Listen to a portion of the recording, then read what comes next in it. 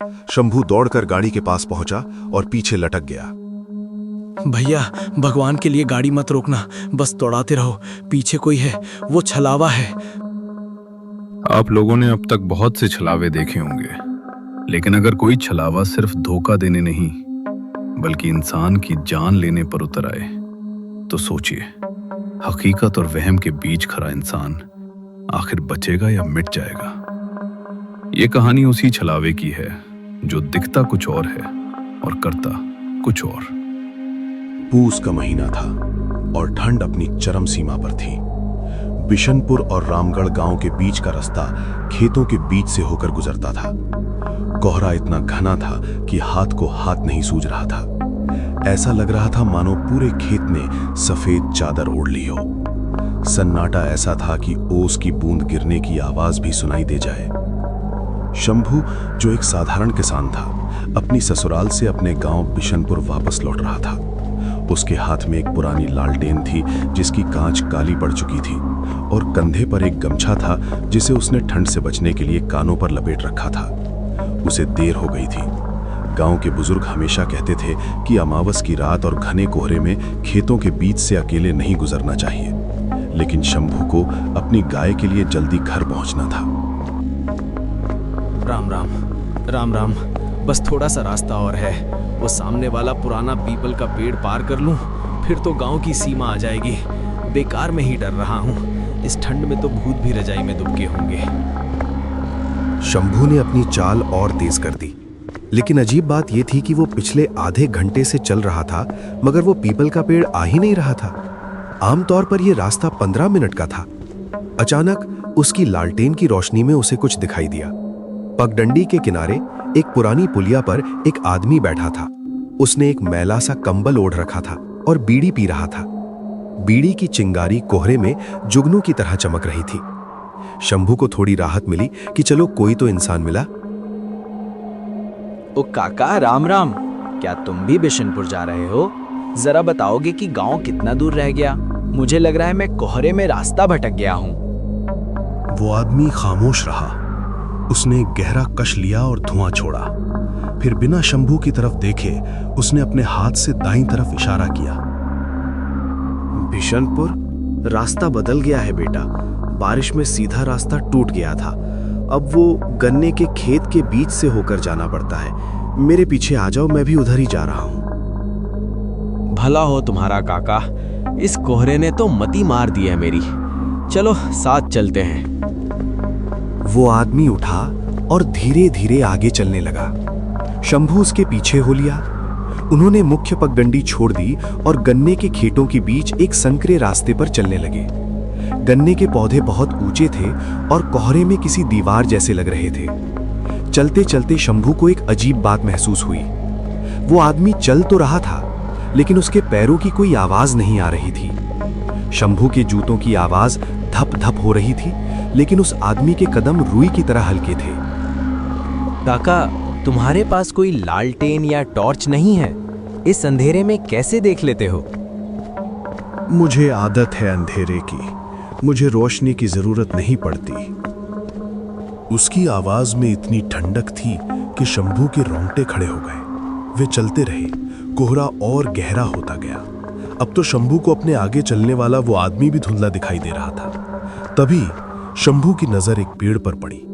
ये वही पीपल का पेड़ था जिसे वो आधे घंटे पहले ढूंढ रहा था, लेकिन वे तो गन्ने के खेत में घुसे थे। फिर ये पेड़ यहां कैसे आ गया?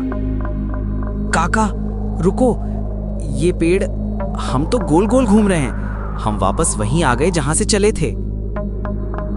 आगे चलने वाला आदमी रुक गया। वो अभी भी शंभू की तरफ पीठ करके खड़ा था।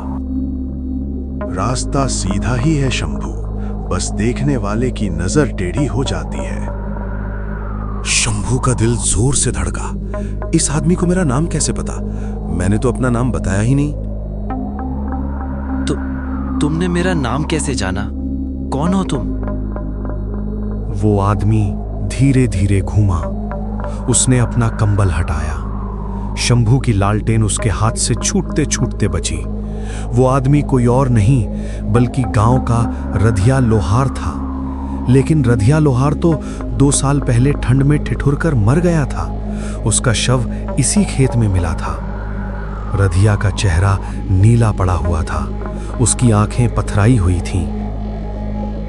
भूल गए शंभू, उस रात मैंने तुमसे आग मांगी थी, तुमने मुझे धक्के मारकर भगा दिया था।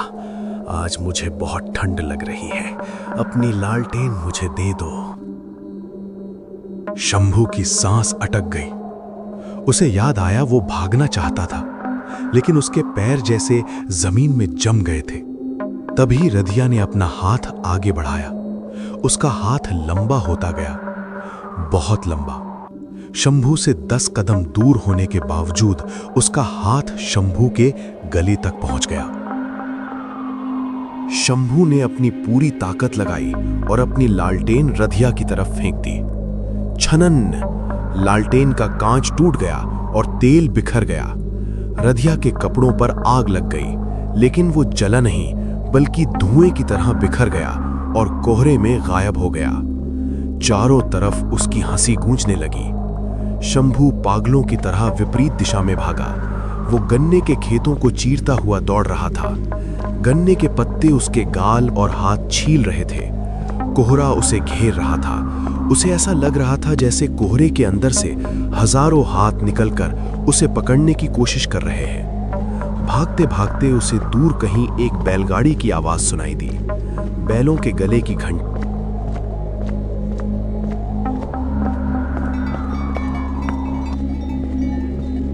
शंभू आवाज की दिशा में भागा। पगडंडी पर एक बैलगाड़ी जा रही थी। गाड़ीवान ने कंबल ओढ़ रखा था और बैलों को हाँक रहा था। शंभू दौड़कर गाड़ी के पास पहुंचा और पीछे लटक गया। भैया, भगवान के लिए गाड़ी मत रोकना, बस दौड़ाते रहो। पीछे कोई है, वो छलावा है।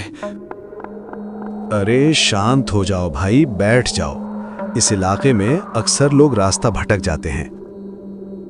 शंभू गाड़ी में बैठ गया। उसकी जान में जान आई। गाड़ी की रफ्तार धीमी थी, लेकिन कम से कम वो अकेला नहीं था। उसने माथे का पसीना पूंछा। बहुत बहुत धन्यवाद भैया, अगर तुम नहीं मिलते तो आज मैं मारा जाता। वो राधिया, वो भूत बनकर मुझे घुमा रहा था। रधिया बहुत परेशान करता है, उसे ठंड बर्दाश्त नहीं होती। शंभू चौंक गया। इस गाड़ीवान को रधिया के बारे में कैसे पता? और इसकी आवाज, ये आवाज कुछ जानी पहचानी लग रही थी। शंभू ने ध्यान से देखा। बैलों के पैर जमीन पर नहीं पड़ रहे थे, बैल हवा में चल रहे थे, और गाड़ीवान के पैर जो कंबल के नीचे से दिख रहे थे वो उल्टे थे। शंभू का खून जम गया। वो चलती गाड़ी से कूदने ही वाला था। मैंने कहा था ना शंभू, रास्ता कितना भी बदलो, मंजिल तो मैं ही हूं। वो कीचड़ में जा गिरा। वो उठा और बिना पीछे देखे आंखें बंद करके बस दौड़ने लगा।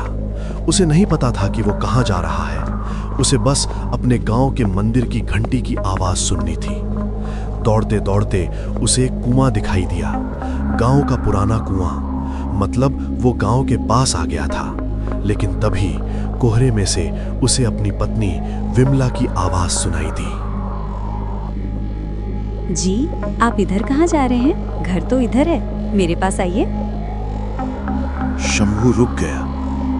विमला? इतनी रात को यहां? उसने देखा विमला कुएं की मुंडेर पर बैठी थी। उसने हाथ में एक लोटा ले रखा था।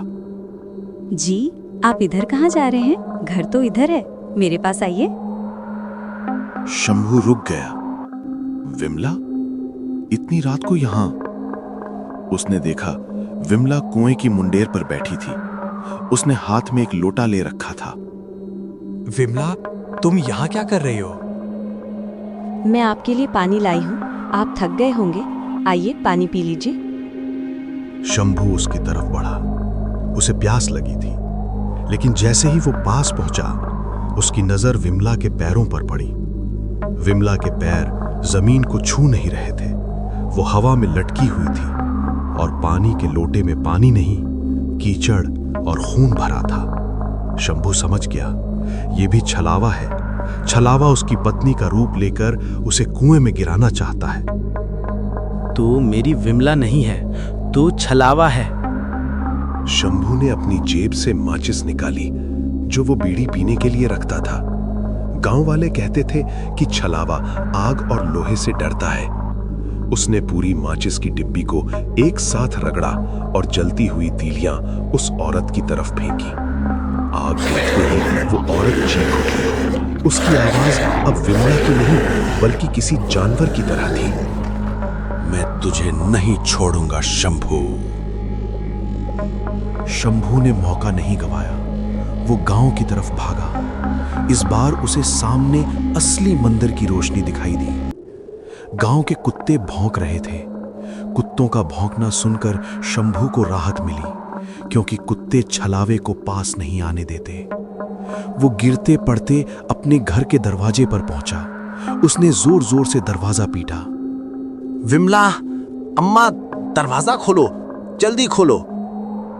अंदर से विमला ने दरवाजा खोला। शंभू अंदर गिर पड़ा और तुरंत दरवाजा बंद करके उस पे भारी संदूक अड़ा दिया। वो पसीने से लथपथ था और बुरी तरह कांप रहा था। उसकी मां और विमला घबरा गईं। क्या हुआ जी?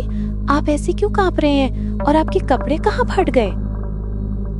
वो खेत में एक छलावा था, उसने तुम्हारा रूप भी लिया था। घर के अंदर लालटेन जल रही थी। शंभू को अब जाकर थोड़ा सुकून मिला। उसने पानी पिया और खाट पर बैठ गया। तभी घर की छत खपरेल पर किसी के चलने की आवाज आई और फिर उस रात के बाद शंभू का घर गांव में अदृश्य हो गया, जैसे जमीन ने घर को निगल लिया होगा। शंभू और उसकी मां और पत्नी कभी नहीं देखे।